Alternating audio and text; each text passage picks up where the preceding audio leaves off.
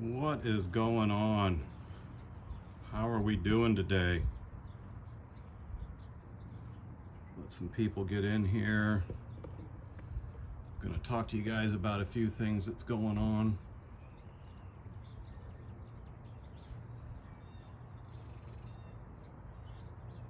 It is a beautiful day out there.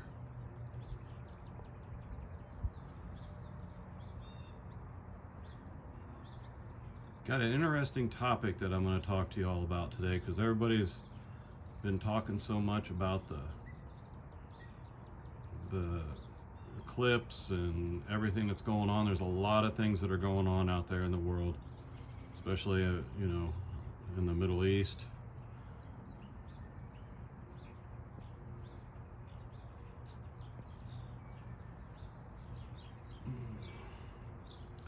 What's up, Von? Donna, Ralph, how we doing?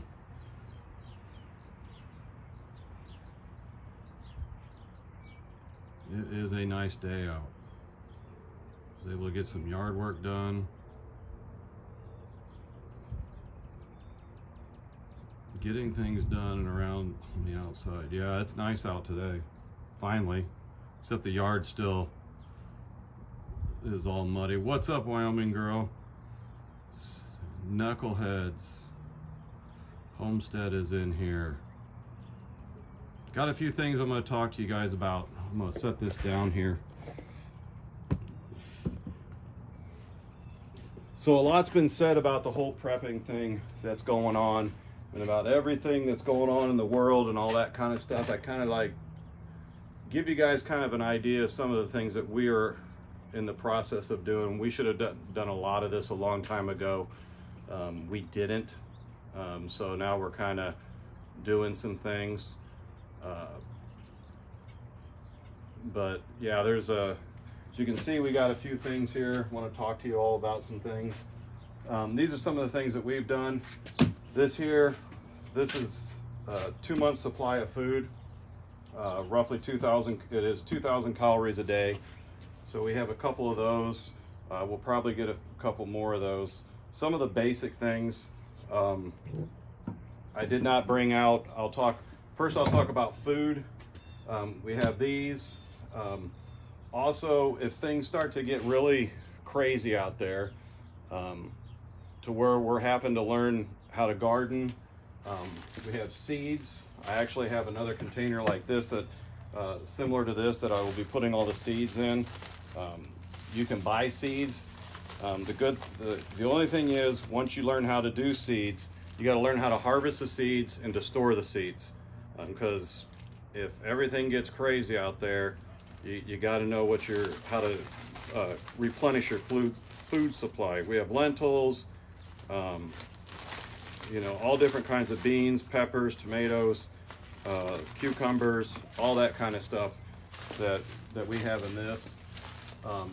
Another thing that people are going to want to pay attention to is you're going to have to learn how to get food, other types of foods. Fishing, for instance. This is one of my tackle boxes here. I used to have a bass boat, so I have a lot of different kinds of tackle. Fishing line, make sure you have good fishing line. I use a braided line. I prefer a braided line because with a braided line, it's less susceptible to abrasions being cut on rocks, because once you catch a fish, they're going to head towards the rocks or towards the any kind of cover they can.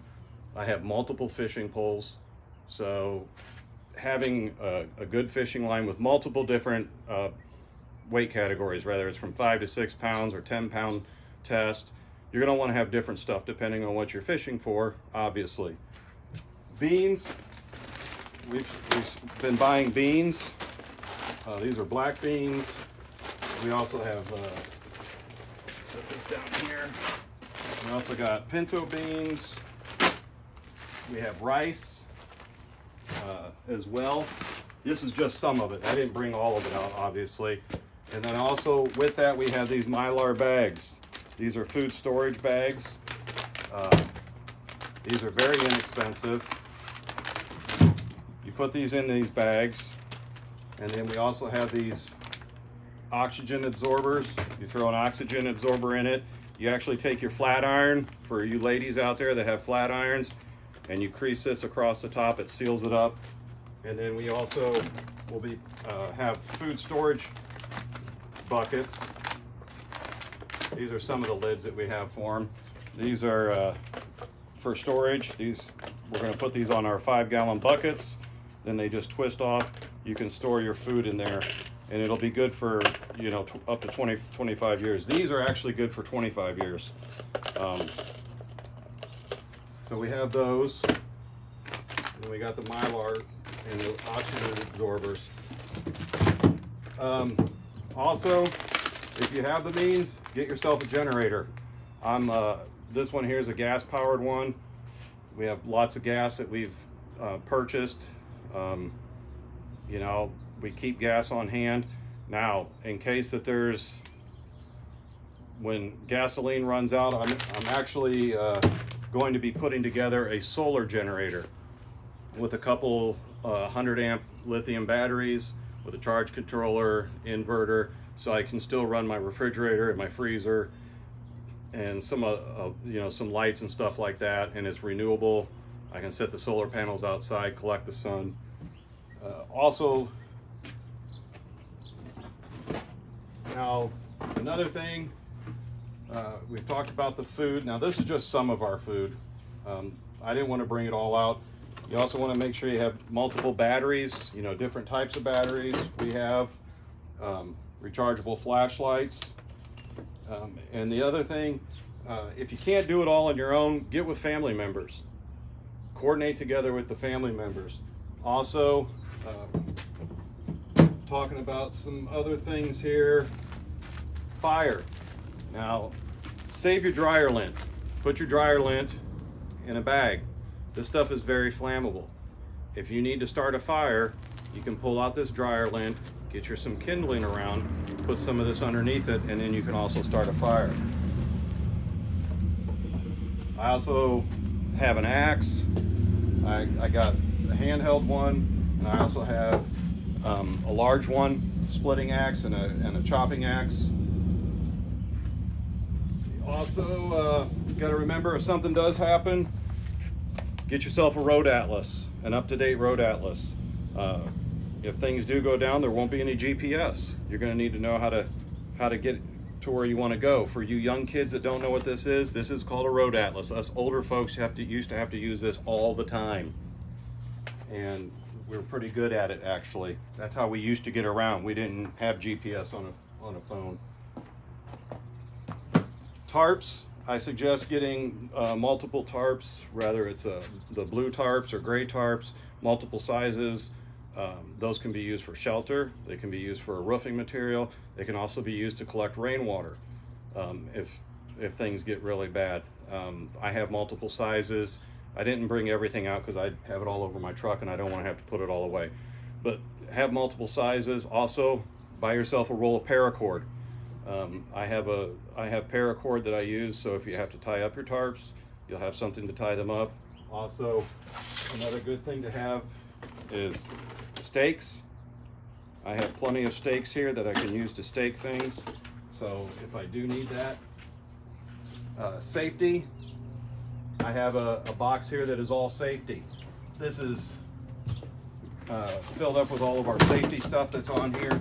I got Band-Aids, I got gauze pads, ace wraps, different kinds of antibiotics. We got burn gel. Let's see what else we got in here. Got antiseptic aid. We also have, let's see if I can find it here.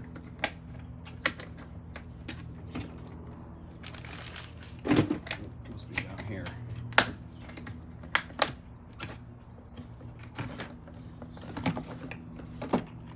Neosporin, you're going to need some of that. Make sure you have antibiotics, triple antibiotic ointment. That's going to be a big thing. Also in here, we have our potassium iodine anti-radiation tablets if something was to happen. This stuff isn't really that expensive. You know, it's good to have. We also have a stethoscope. So this is our first aid kit. We keep everything in there. So if we have to get out, we have our first aid kit. Make sure you have plenty of lighters. These are okay, but I also have the torch lighters coming. The reason why I wanted to get with the torch lighters is because if it's windy outside, you're going to have a hard time starting up a fire. So with the torch lighters, they're windproof. Also, when you're talking safety, some people may agree with this and may not. We actually own gas masks. These are our gas masks right here. These are for chemical attacks. We have the different cartridges to fit onto these. These are a 40mm thread. So we have these different cartridges that simply screw onto there. If you wear glasses, you obviously cannot wear your glasses when you're wearing a gas mask. There is a company out there that actually makes, you can send them your prescription and they will put it on a film that actually goes across your gas mask so you can still have your prescriptions. That's entirely up to you what you want to do. When you get these, make sure you fit them. It's not going to do you any good if something happens and you haven't sized them and adjusted the straps. Make sure that they fit on you. They got to be very snug around the face. If you have a beard, got to shave your beard off. Just saying, can't have a beard. What else do we have here? Oh, also this. We bought big jugs of dish soap for cleaning. We also have bleach in the house and vinegar. One thing that Jody has been doing is going on the internet and researching different planting methods, whether it's tomatoes and stuff like that, getting tips. We also have a big package of yeast that we have. Another thing that we have that I did not bring out is we also have ham radio. We actually bought 2 handheld ham radios. Ours have roughly a 30-mile range, so we can be able to scan through channels and hear what's happening on different frequencies.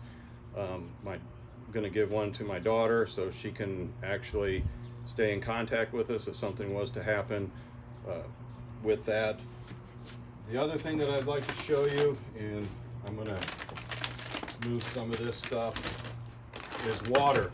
You're going to have water. Also, one other thing, this here is called a Faraday cloth. This will protect your cell phones, ham radios from an EMP pulse. There's a lot of different people out there that sell Faraday cloths.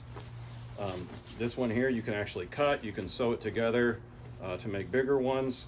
You wrap your electronics up and it will save your electronics from an EMP pulse. Those of you that have classic cars, you know, the 50s and 60s, you're going to be in a lot of luck because you don't have a lot of electronics in them, so your vehicles will probably be one of the ones that will stay running because you don't have circuit boards in the 50s. In the 50s, the old classic cars.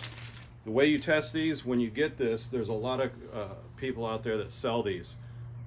Some of them are reputable, some of them aren't. The way that you can test this is if you buy this, take your cell phone, wrap your cell phone up in it, and have somebody call your cell phone. If it rings, it's not a Faraday cloth. We tested these out, we got them home, wrapped up our cell phone. Jody tried to call it, no signal. So this one does work. They come in different sizes, just depends on what you want to buy. These are actually not very expensive. I do have, also when it comes to safety, bear spray. One thing you got to remember, if the complete transportation system falters and there's no way of getting food to stores only have roughly like a 3 days supply of food. Imagine what the public's going to do after 3 days. It is going to be total chaos. You're going to want to protect yourself. People are going to want to come and take your things. It's going to become live and let live at this point. It's a scary thing to think about, but we have to think about those things. Nobody wants to hurt anybody or to take somebody's life, but when it comes to you and your family, you will have to protect your family and yourself. I'm prepared for that. I didn't bring out my weapons. I wasn't going to put those on YouTube or Rumble, but I have ways of protecting myself. Bear spray is another way of protecting yourself, because if times get bad enough, people are going to come for what you have. One thing I would suggest, if you are stocking up and you're going to the stores and you're buying things, and it's during a civil unrest, or it's during a time when the things get bad, don't be going in there and buying thousands of dollars worth of stuff. People are going to be watching who's buying stuff. If you go into a store during a civil unrest or an emergency situation and you're buying grocery carts full of stuff, chances are that you could end up being followed, and they can follow you where you live, and they're going to take your things. And I don't want to see that happen to anybody, nor would I want that to happen to me. So make sure that you guys, when you think about when you're going out shopping, what you're buying, if you have to get multiple things, take multiple people, buy smaller loads, you know. And then a lot of people say they want to head to the countries, they want to get out of town. I've heard both ways. I've heard people say, yes, I'm getting out of the city. For the most part, the major cities are the ones that you have to worry about. You know, New York, Chicago, California, or Los Angeles, those types of places. If those are the places that you're going to have to worry about, you know, the large cities, near military installations, those are the places that we need to worry about. Washington, D.C. For myself, I believe in staying put. I've talked to the neighbors. We have a lot of like-minded neighbors, and that's the key to it, is to be surrounded by like-minded people that are on the same page as you. These are just my expressed opinions. I'm not a professional. This is just what we're doing right now. Speaking of water, this is by Life Straw. It's actually quite big. Let me set it up here. This is actually a community water filtration. This is the other part that actually sits on top of it right here. It is by Life Straw. I'm not going to put it all together because it's a pain to take apart. This will filter out roughly 5 gallons of water. You can actually take water straight from a river, from a creek. You put it in there and it filters it out, and it takes out all the pesticides. It takes out all the bacteria, parasites. It is actually a great thing to have. With that being said, we bought extra filters. These are the filters that go inside of it. This one here is kind of expensive, but for a family, water is going to be essential. This model here, actually, there's another bucket that attaches underneath here. After you've run a few cycles out of it, there's a backwash button or a backwash handle that you push down. It siphons out all the bad stuff out of the filter, prolongs the filter.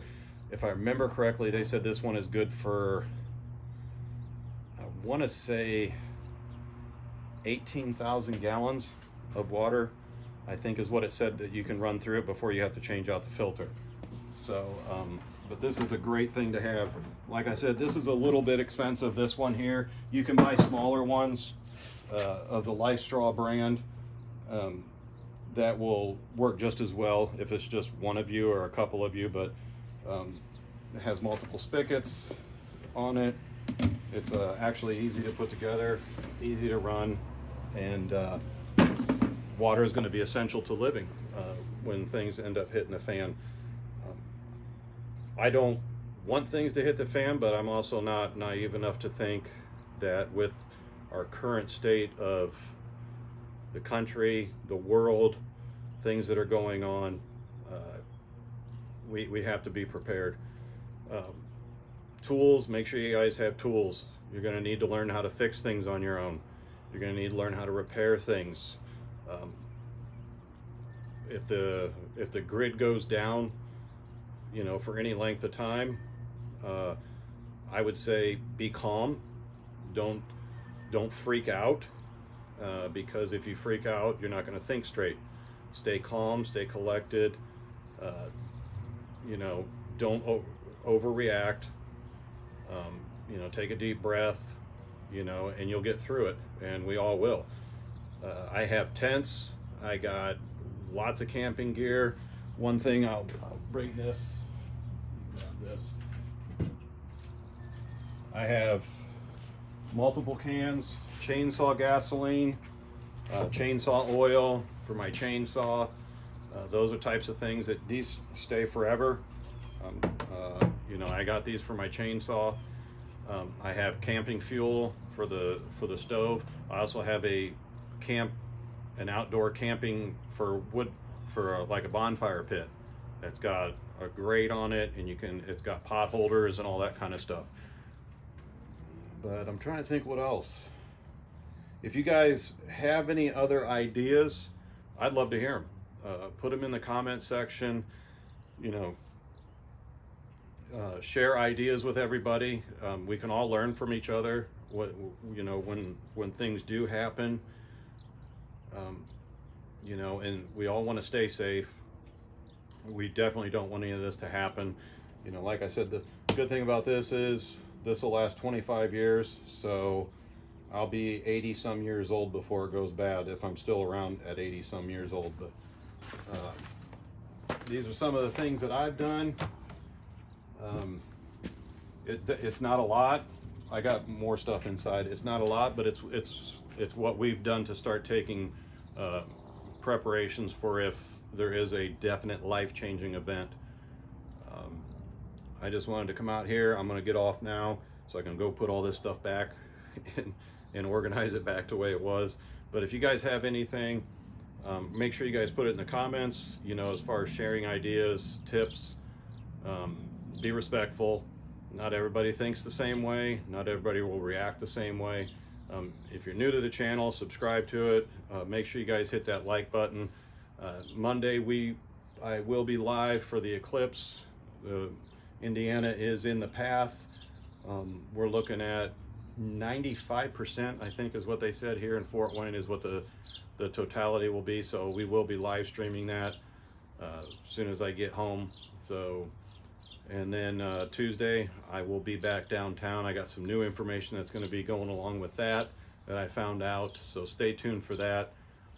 But all of you guys have a great weekend. Get prepared, because you know we don't know what's going to be happening. So y'all have a great weekend. Stay safe.